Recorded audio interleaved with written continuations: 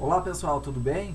Espero que vocês estejam todos bem, né? Comigo está tudo bem, né? Mais uma semana que a gente está um pouco distante aí, mas vamos tentar aproximar um pouco mais aí com a nossa revisão, certo? Revisão, pessoal, da segunda teleaula de vocês, Estratégia e Negociação Empresarial, disciplina importantíssima aí que vem muito próxima do planejamento estratégico, por isso eu considero ela muito importante para o andamento do curso de vocês, tá bom? Lembrando aqui no chatzinho com vocês, aqui ao vivo no YouTube, daqui a pouquinho eu vou abrir o Zoom para a gente conversar a respeito da disciplina e outras mais informações que eu tenho para passar para vocês aí, continuidade ou não das aulas, questão da segunda, da próxima, desculpa, questão da prova dessa próxima disciplina, como é que ela vai ser, bom, enfim, vamos conversar um pouquinho, certo? Aula de hoje, então, da segunda teleaula, na verdade, que vocês fizeram naquele dia da prova, né? Negociação aplicada às atividades comerciais. O objetivo, então, da aprendizagem, gente, dessa aula será a elaboração de um plano de preparação para a negociação comercial, desenvolver as habilidades do negociador, identificar o tipo psicológico do outro, conhecer as ferramentas psicológicas utilizadas na negociação e desenvolver uma alternativa à negociação usando o método 3D, que nós vamos ver o que é isso, que é muito importante, certo? Primeira coisa, pessoal, então, no momento de negociação, as habilidades do negociador da área comercial são fundamentais, né? E para que um negociador tenha mais chance de atingir seus objetivos em situações de negócio, ou seja, o melhor negociador, nós precisamos reconhecer os seus valores, né? A sua personalidade, as suas crenças, as suas experiências e conseguir tirá-los da mesa de negociação.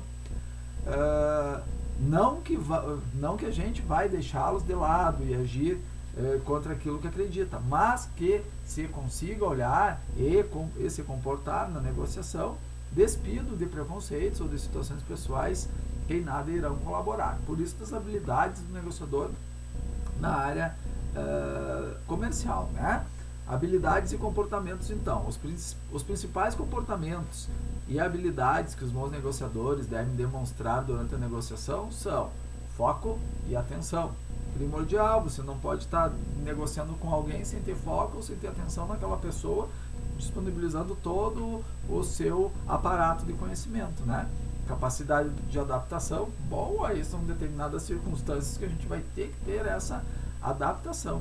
Confiança, raciocínio analítico, autocontrole, controle do tempo, paciência, tolerância ao desconforto, assertividade, persistência, criatividade, empatia, habilidade de comunicação. Bom, não vou falar tanto isso agora aqui porque a gente vai ver daqui a pouquinho um por um. Vamos ver? Olha só, foco e atenção. Uma negociação pode se desenvolver por muito tempo. Todo o período de preparação e os momentos entre os encontros presenciais precisam que os negociadores se mantenham focados e atentos ao processo e não se distraiam a ponto de perder a estratégia que definiram e os objetivos que pretendem alcançar. Aquilo que eu falei, não pode se desprender de dar a atenção, de receber a atenção de quem você está negociando, não pode perder o foco. O foco da toda negociação, naquele momento, é só um. Então deve ser prestado muita atenção nesse item, importantíssimo, hein? Capacidade de adaptação.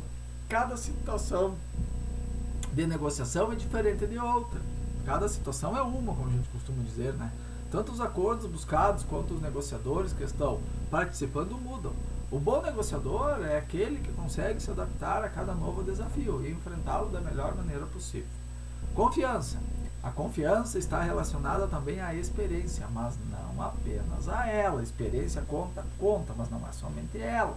Tão importante como ter confiança é demonstrá-la. Uma maneira de aumentar a sua confiança é entendendo muito a respeito do que está sendo negociado e da situação. Para isso, é imprescindível o momento da preparação, em que se deve buscar informações e estudar o máximo possível antes de sentar à mesa para a negociação cara a cara. Raciocínio analítico. O bom negociador ele deve ter a capacidade de ter um raciocínio analítico. Ele deve ser capaz de fazer cálculos mentais ligeiros para entender o que está sendo proposto pela outra parte e comparar isso com o que tinha em mente ou com as novas situações que vão se desenhando.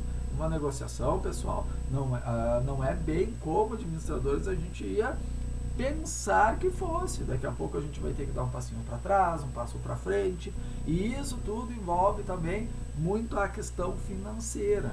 Então esses cálculos de raciocínio analítico quer dizer somente ao lucro? Não quer dizer somente ao lucro, muito também a questão do tempo, nós vamos ver daqui a pouquinho, mas é fundamental que a gente tenha esse apuro raciocínio analítico né, bem constante no nosso pensamento quando a gente vai negociar. O autocontrole do negociador está relacionado a saber separar as emoções envolvidas dos comportamentos explicitados durante o processo de negociação. Não que o negociador deva se portar como outra pessoa, pelo contrário, pois isso fará com que ele tenha comportamentos visivelmente forçados. Mas ele precisa ter consciência e controle sobre os sinais corporais que emite e as emoções que demonstra, além de saber interpretar os sinais da outra parte concomitante. Controle do tempo. Saber usar o tempo como uma vantagem é uma das habilidades do bom negociador. Ele deve saber o momento mais apropriado para divulgar alguma informação importante, quando argumentar o que está sendo colocado e quando fazer uma oferta. É preciso ouvir a intuição e usar o tempo a seu favor. Use o tempo que precisar para tomar uma decisão. E não deixe ser pressionado pelo tempo.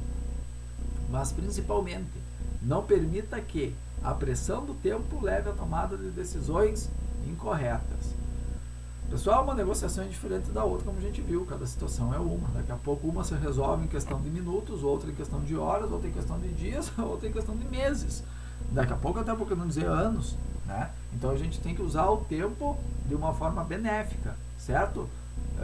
Onde a gente tenha essa perspicácia, que daqui a pouco tem que ser mais rápido, ou a gente tem que demorar um pouquinho, para que as duas empresas também, as duas partes, vamos dizer assim, não saiam também totalmente uma ganhando e a outra perdedora. Lembra da negociação ganha-ganha? Esse é o ideal, na verdade, porque o futuro a gente não sabe se a gente não vai voltar a negociar com essa parte envolvida, certo? Paciência. Outra característica semelhante ao controle do tempo é a paciência. Ela está relacionada a saber esperar o melhor momento para tomar cada ação e também a saber analisar o momento da outra parte.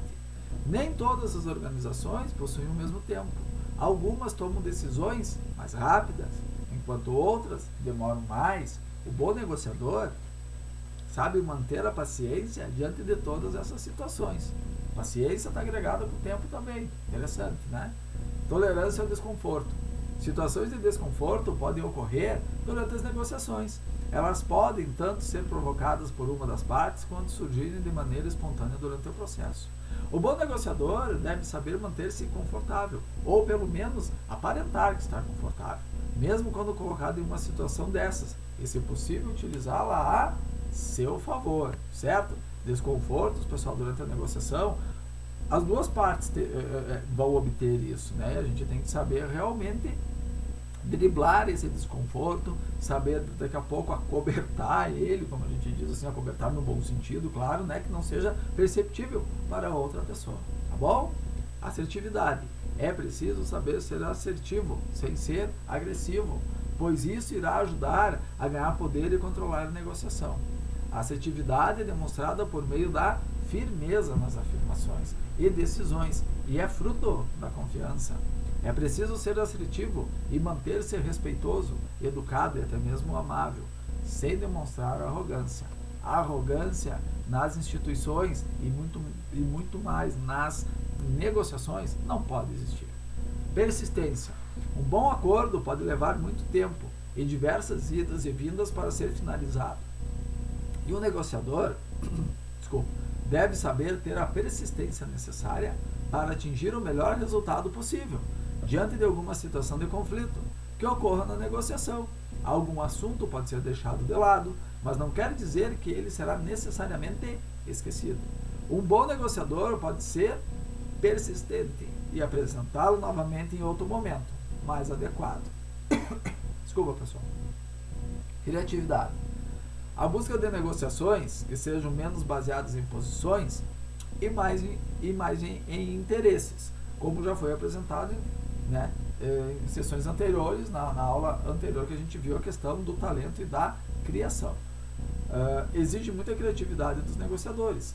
Eles precisam ter capacidade de analisar os seus interesses e os da outra parte, e encontrar possibilidades criativas que aumentem o valor para todos na negociação.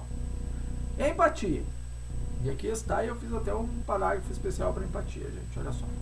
Um bom negociador, ele sabe criar empatia entre as partes, demonstrando interesse em atender as necessidades e a situação pela perspectiva das outras partes envolvidas na negociação. Para isso, ele precisa entender o relacionamento entre as organizações, mas também a representatividade da negociação para a outra parte e para o seu papel na organização. Criar empatia em uma organização não quer dizer que as partes devem concordar com tudo que é colocado. Mesmo com empatia, elas devem fazer questionamentos e debater para que seja possível aumentar o valor do que está sendo negociado. Veja bem a questão da empatia, gente. A questão da empatia não é a gente simplesmente ceder numa parte da negociação e sair perdendo. Não.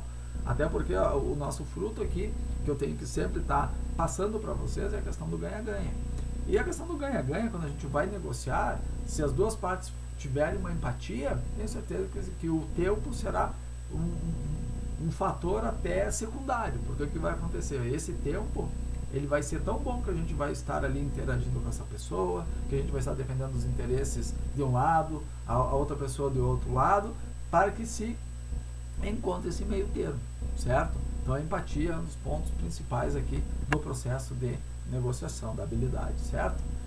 Outra habilidade, assim, que nós vamos fazer um apêndice aqui, fundamental, é a habilidade de comunicação.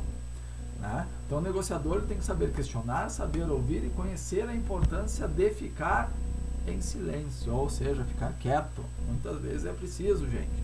Durante o processo de negociação, saber ouvir é até mais importante do que falar as coisas certas. Está ligado não apenas à comunicação falada, mas também à capacidade de interpretação de todos os sinais não verbais. Ou seja, tem linguagem corporal, tem expressões de emoção, entre outras, emitidos pela outra parte durante a negociação. O bom negociador, ele saberá usar esses sinais para entender melhor a outra parte, o que a motiva, quais são os seus valores e crenças, quais são as suas forças e fraquezas e o que realmente importa para elas. Um bom ouvidor sabe usar as suas expressões para demonstrar empatia, de novo a empatia aqui, ó, enquanto a outra parte fala. Ele consegue sorrir da maneira adequada e manter contato visual, demonstrando interesse e entendimento. Além disso, ele pode parafrasear o que a outra parte falou, para checar se entendeu a informação de maneira adequada. Ele ouve com interesse, sem querer interromper. Importa-se em entender o que a outra parte realmente quer dizer e não é preocupado em construir argumentos para em seguida retrucar. Fica uma dica aqui, ó.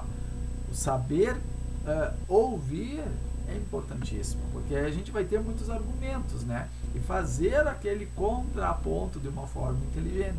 Então, o bom negociador tem todas essas alternativas, certo? Relações. Olha só, a negociação, ela deveria ser vista de maneira impessoal, uma vez que é um processo para solucionar um problema ou para propor um acordo, mas ela é sempre realizada por pessoas, mesmo que como representantes de nações ou de empresas diferentes. Portanto, as situações que envolvem o relacionamento entre elas são extremamente importantes, certo? O comportamento dos envolvidos na negociação durante todo o processo é determinante para a qualidade dos seus resultados. Existe uma situação de avaliação e reavaliação constante dos comportamentos. Quanto mais confiança vai sendo construída, maior é a utilização de técnicas que melhoram o relacionamento. No entanto, a todo momento, comportamentos hostis ou agressivos podem causar uma ruptura e destruir uma relação de confiança. Traços da personalidade de um dos negociadores, ou até mesmo incompatibilidade entre as personalidades, podem impedir um acordo. Para o autor Freitas, existem 3 alternativas de comportamento que as partes de uma negociação podem tomar quando precisam fazer concessões. Primeira delas, conceder unilateralmente. O que é isso, pessoal? Ocorre quando o negociador ele abre mão de algo que deseja e não pede nada em troca por isso. Abriu unilateralmente. Isso deixará no negociador uma sensação de que foi explorado ou de que foi incompetente e não conseguiu conduzir uma boa negociação. Marcar firme a posição. Olha só, ocorre quando o negociador marca a sua posição e não se afasta dela. Pum, bate o pé. Esse tipo de comportamento irá gerar revide e, consequentemente, a negociação pode chegar a algum impasse, que poderá se prolongar até uma das partes comece a ceder ou desista da negociação. O marcar firme a posição, pessoal, ela pode ser extremamente prejudicial à negociação. Porque o que vai acontecer, bem como foi colocado aqui pelo autor, uma das partes vai desistir. Não vai querer mais negociar, mesmo que o negócio seja bom. Barganhar consiste em pedir e fazer concessões que aumentem o nível de ganhos das duas partes. Lembrando que barganhar pode significar abrir mão de algumas coisas em determinado momento, em troca de uma situação futura melhor. Podemos perder hoje, podemos ganhar amanhã, fica bom para você, não está tão bom para mim, mas vai ficar bom. Vamos pensar. Lembrem-se, o comportamento das partes pode mudar ao longo do processo de negociação. O ideal é que se busque sempre um comportamento de barganha, de modo que todas as partes consigam sair satisfeitas da negociação e possam evoluir para um acordo de longo prazo. Nas negociações em que o objetivo é elaborar um acordo e agir baseado em interesses e não em posições, o desenvolvimento de um relacionamento de confiança entre as partes é muito importante. Mesmo que a negociação demore mais para ser concluída, o bom relacionamento será benéfico no longo prazo. Vamos pensar então, certo? Agora nós vamos conversar sobre os tipos psicológicos de negociador, certo? Então, como as negociações, elas são, acima de tudo, relacionamentos entre duas pessoas ou mais, o bom negociador deve analisar e reconhecer os tipos psicológicos das pessoas com quem precisa lidar. Fazendo isso, ele poderá prever as ações e reações da outra parte e conseguirá reagir da maneira mais adequada. Ao conseguir identificar o tipo psicológico da outra parte, o negociador pode definir qual a melhor tática a ser utilizada em cada situação. É importante considerar que algumas pessoas podem mudar de comportamento, se colocadas sob pressão, podendo apresentar reações inesperadas. Não vamos esquecer, muito importante, ligado aqui com a psicologia, utilizar a empatia. Tá? Tendo por base os estudos de Jung sobre personalidade, o autor Martinelli sugeriu a existência de 4 tipos de negociadores, que são eles: o restrito, o ardiloso, o amigável e o confrontador. O restritivo, esse tipo psicológico, ele não costuma ser cooperativo e busca apenas o seu ganho, independentemente do resultado para a outra parte envolvida. Para negociar com esse tipo, deve-se agir de acordo com seus interesses. O ardiloso, ele acredita que as pessoas não podem ser influenciadas pelas ações dos outros. Portanto, concentram-se em procedimentos e regras. Para negociar com esse tipo psicológico, deve-se sempre manter o foco nos procedimentos e regras, e não nas relações pessoais. O amigável são cooperativos, influenciados pelo bom espírito esportivo. Com esse tipo de negociador, deve-se evitar detalhes minuciosos dos acordos. Confortável tende a buscar uma situação de equidade, contesta questões enquanto busca um acordo sólido, acredita que as pessoas irão colaborar ao invés de obstruir. Com esses tipos, deve-se ter um foco em firmar compromissos mútuos. Certo, gente? Para não esquecer, então, olha só, construir uma relação é uma das etapas mais importantes da negociação cara a cara. O tipo psicológico da outra parte pode influenciar na relação que você, administrador, pretende criar. Em algumas negociações, em especial quando se espera a elaboração de um acordo de longo prazo entre as empresas, a construção de um relacionamento saudável e de confiança entre as partes é mais importante do que firmar um contrato. Lembrem-se, novamente, a empatia. Ferramentas psicológicas. As ferramentas psicológicas poderão ajudá-lo a se portar melhor diante de qualquer situação que exija a tomada de decisão, em especial em situações de negociação. Você precisa conhecer as ferramentas psicológicas para não ser enganado por elas e para poder utilizá-las a seu favor. Esse conhecimento irá ajudá-lo a conhecer e aplicar técnicas de negociações e gestão de conflitos em atividades comerciais. As principais ferramentas psicológicas que serão abordadas são a disponibilidade, o escalonamento, a reciprocidade, a ancoragem, o excesso de confiança e o framing. A disponibilidade é uma ferramenta psicológica que utilizamos para nos auxiliar em momentos em que precisamos tomar decisões rápidas. É o princípio da disponibilidade. Segundo esse princípio, as informações que conseguimos acessar mais facilmente nos influenciam em maior grau. Portanto, muitas vezes tomamos uma decisão baseada em nossa facilidade em acessar determinada memória em nossa mente. O escalonamento é outra ferramenta psicológica que pode ser utilizada.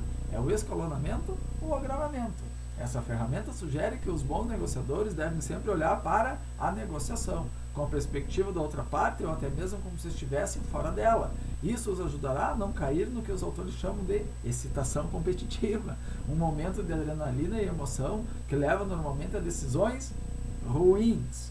Quem nunca tomou uma decisão na vida no dia seguinte nos perguntou aonde eu estava com a cabeça?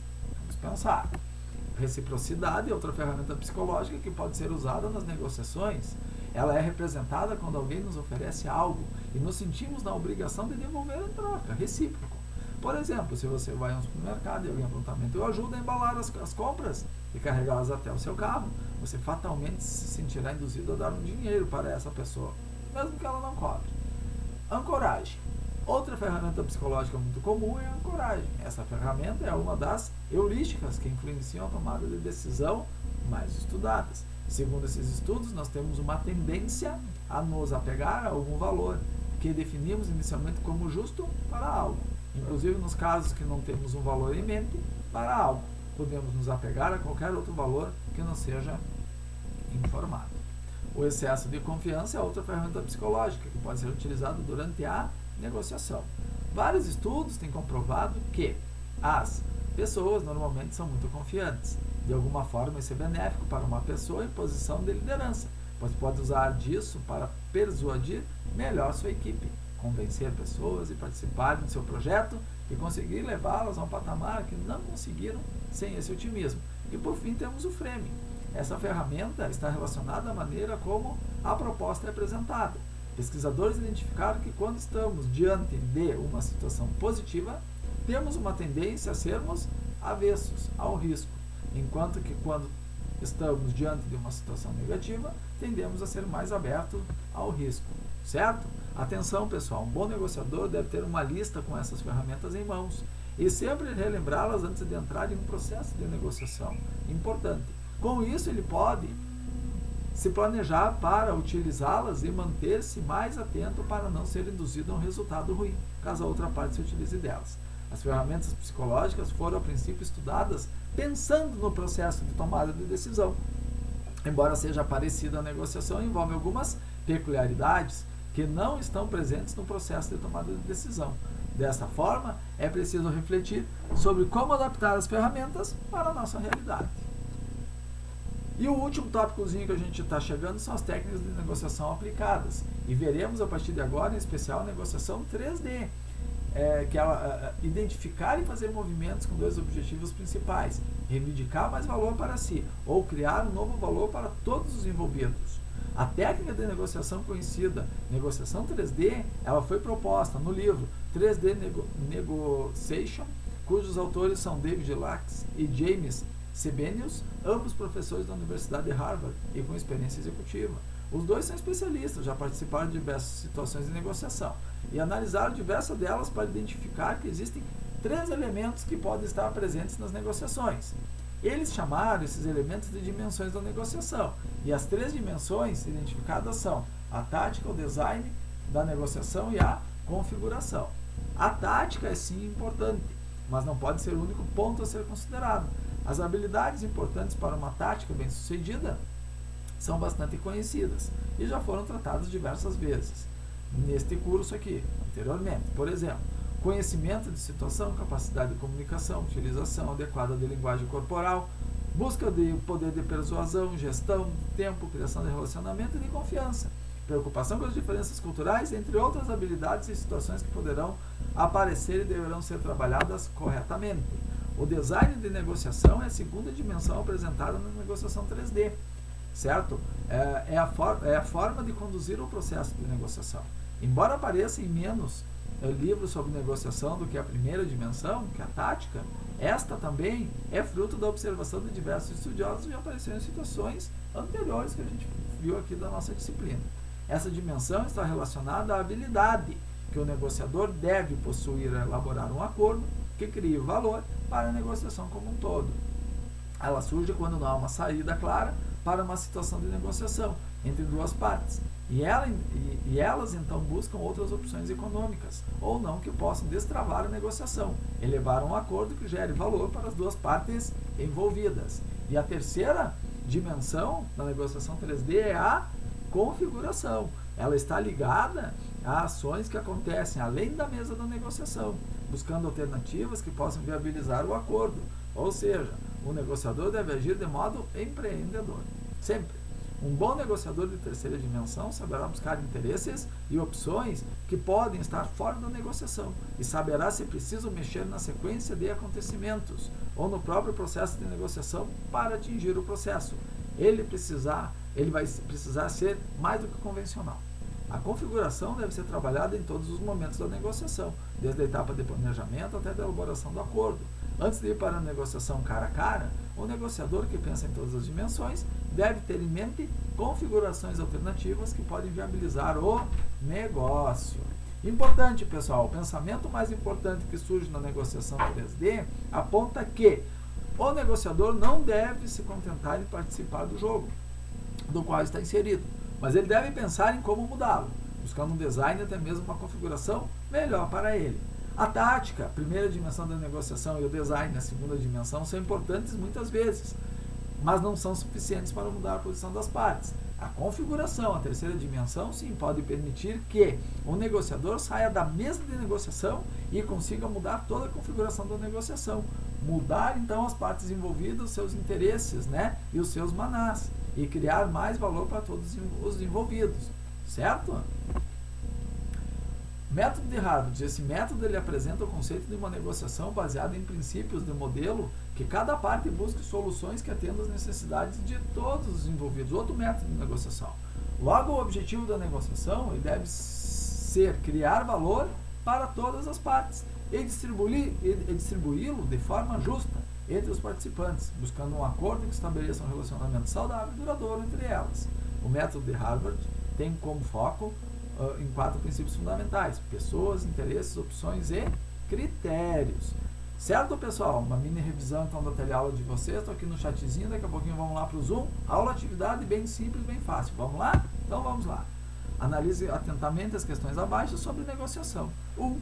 Diante de uma situação de negociação, é importante também atender os valores da outra parte, tanto para evitar situações embaraçosas, quanto para utilizar isso a seu favor. E, acima de tudo, para que, com base nisso, poder incrementar o valor gerado pela negociação. Então, se as alternativas são falsas ou verdadeiras, essa é a verdadeira, a primeira então, tá bom? Entender o que a outra parte valoriza, às vezes, é mais importante do que saber o que você valoriza. Tente olhar da perspectiva da outra parte e pensar como você pode tornar a negociação mais adequada para ela. Sim, está correta a alternativa. Terceiro, é importante conduzir a negociação de uma maneira que atenda aos valores apenas de sua parte. Não, não é. A gente vem falando muito da questão do ganha-ganha, né? Negociação ganha-ganha. Então, a alternativa correta aqui, pessoal, é a letra C. As alternativas 1 e 2 estão corretas. Número 2. Existem alguns comportamentos e habilidades que são necessários em uma negociação. Frente a isto, leia com atenção o trecho a seguir. Saber usar o tempo como uma vantagem é uma das habilidades do bom negociador. Ele deve saber o momento mais apropriado para divulgar alguma informação importante, quando argumentar, o que está sendo colocado e quando fazer uma oferta. É preciso ouvir a intuição e usar o tempo a seu favor. Use o tempo para precisar para tomar uma decisão. E não deixe de ser pressionado pelo tempo, mas principalmente não permita que a pressão do tempo leve à tomada de decisões incorretas. Assinar a resposta correta sobre qual dos comportamentos e habilidades o texto faz alusão. Controle do tempo, né, pessoal? Bem óbvio, bem tranquilo que a gente passou e estudou também. Letra A. 3. Para Freitas, existem 3 alternativas de comportamentos que as partes de uma negociação podem tomar quando precisam fazer concessões frente a frente. Isso, analise as colunas e ligue-as. Vamos fazer junto aqui então? Então vamos ver. Letra A, conceder unilateralmente. É a 1. Ocorre quando o negociador abre mão de algo que desejava e não pede nada em troca. Por isto, isso deixará o negociador uma sensação de que foi explorado ou de que foi incompetente, não conseguiu conduzir uma boa negociação. Marcar firme a posição, casualmente é a segunda. Ocorre quando o negociador marca a sua posição e não se afasta dela. Esse tipo de comportamento irá gerar revide e, consequentemente, a negociação pode chegar a algum impasse, que poderá se prolongar até que uma das partes comece a ceder ou desista da negociação. E barganhar a terceira consiste em pedir e fazer concessões que aumentam o nível de ganhos das duas partes. Vimos bastante a respeito disso então. A alternativa correta aqui dessa questão é a letra A. Número 4 e última, a técnica da negociação conhecida como 3D, que nós vimos agora no finalzinho, foi proposta no livro 3D Negotiation, cujos autores são David Lacks e James Sebenius, ambos professores de Harvard, com experiência executiva. Os dois são especialistas, já participaram de diversas situações de negociação e analisaram diversas delas para identificar que existem 3 elementos que podem estar presentes nas negociações. Eles chamam de elementos de dimensões da negociação. As 3 dimensões da negociação são tática, design de negociação e configuração, sendo a configuração um elemento que pode mudar a cara da negociação. Certo, pessoal? Número 5, tem uma questãozinha que eu vou deixar aqui para vocês refletirem. Você é gerente de uma padaria que está melhorando seus processos de fabricação como estratégia para atender melhor seus clientes, mas você não sabe como ao certo. Frente a isto, você contratou um consultor para que ele mostrasse qual seria a melhor opção de consultoria a ser oferecida por ele para a sua necessidade. Contudo, no momento da negociação, o consultor falou. Ele não ouviu o seu lado e não quis conhecer a padaria e seus processos, deixando você receoso de fechar um contrato com ele. Dentre as habilidades e comportamentos do negociador, qual deles não foi seguido corretamente? Por quê? Como você agiria nessa situação?